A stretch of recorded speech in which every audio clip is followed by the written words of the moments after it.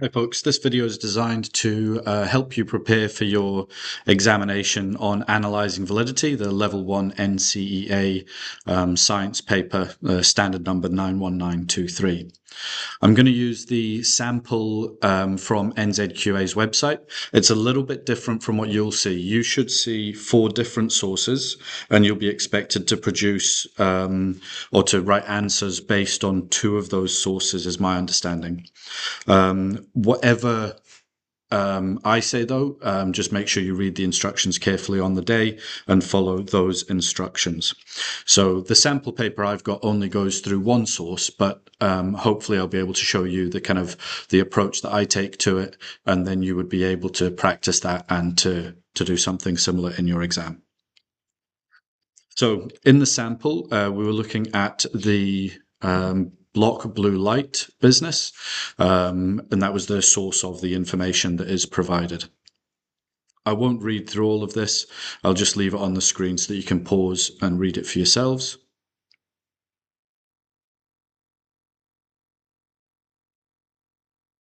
I've included some images that were removed from the sample document on NZQA's website, just so you can get an idea of what they look like. This one was from Wikipedia.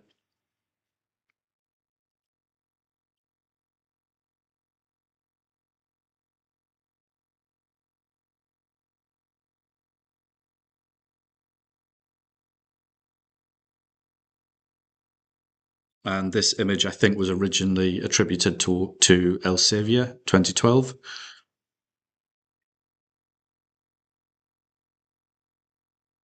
And this image shows the penetration of different wavelengths of light through skin. And then the same information is presented in a table.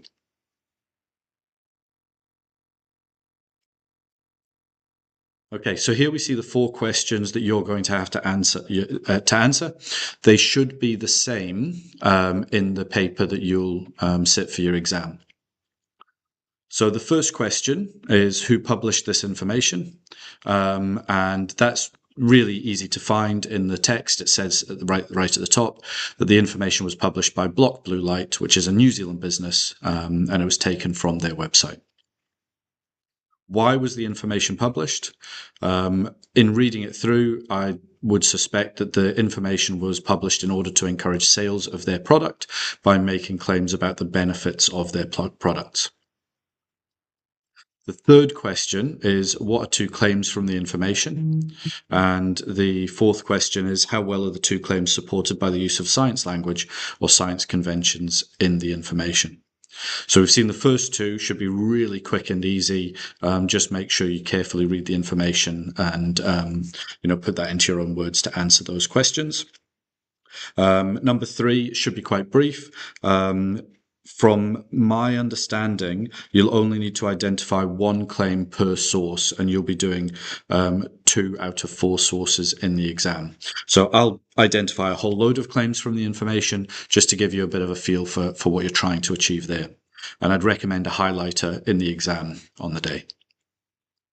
And then I'll go on and spend a little bit more time on number 4, which is really where you're kind of getting into the merit and the excellence side of things, with looking at how well those claims are supported by science language or conventions.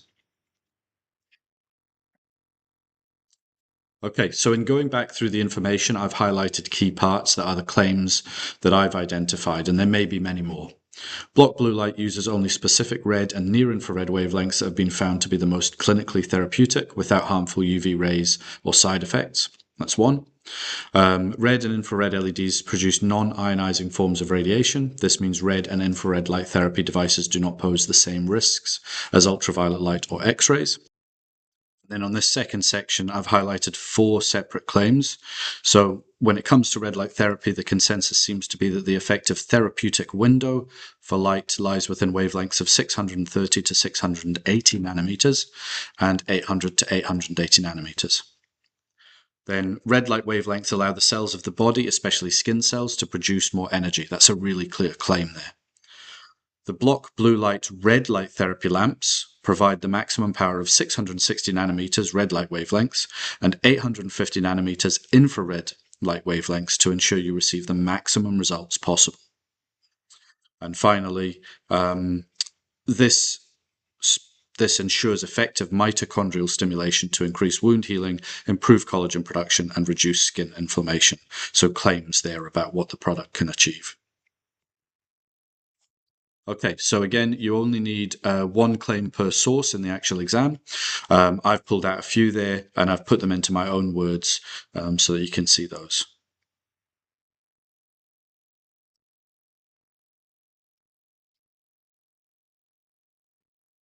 Okay, so that brings us to the fourth and final question.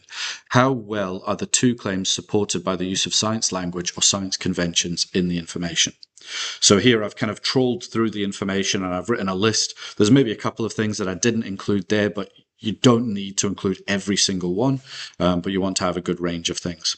So science language, such as acronyms, so UV for ultraviolet, ATP for adenosine triphosphate, NM, a measurement for a nanometer, MM was in one of the charts or tables for depth of skin penetration, and that was millimeters. So those are those are common science language aspects that are used. The statement stimulating photoreceptor proteins called cytochrome C oxidase. There's a lot of science terms in there, and so that's science language being used to try to support the claims. Non-ionizing forms of radiation, again, some key scientific language. Mitochondria break down nitric oxide, so we've got a chemical name in there as well as a biological name for an organelle, part of a cell. There was good use of symbols and values in the images and table, and information was organized in clearly headed columns. Consistent scale in the first image, but not in the second, and I'll say more about that in a moment. And the depth of penetration of certain wavelengths was not to scale. So scale is often something that's quite useful to look for in, particularly in images. So I've said much of the information employs science conventions and language which may support the claim, and I refer to the examples I've pulled out already. However, the statements are not backed up with evidence, which would improve the strength of the claims. So while a lot of these things are being spoken about, they're not really being explored in depth or explained. Like it's throwing a lot of jargon at you, which may or may not be valid. So, for example, the reference to mitochondria and cytochrome C oxidase employs scientific terms but falls short of explaining the significance of these. Then the wavelengths of 600 nanometers and 700 nanometers are claimed not to affect your cells. However, the diagram shows these wavelengths still penetrate the skin. There's no additional information provided that might explain this, so this claim is not well supported. In addition, the depth to which different wavelengths penetrate the skin is inconsistent between the image and the table. So if you look down there, you can see that the deep red near infrared wavelength should go 2 to 3 millimeters into the skin. The ultraviolet, by comparison, is less than 0.1 millimeters. So we should be seeing that second from the right red line, vertical line, going 20 to 30 times further than that first purple line. And that's not the case. So that inconsistent, that inconsistency of scale there would cast doubt on the claim, and scale is an important scientific convention. And so I've finished with saying more information or verification from a reputable, qualified, independent source would be needed to convince me of the claims. I hope that was helpful. Make sure you use all of the resources available to you in preparation for your exam. Good luck.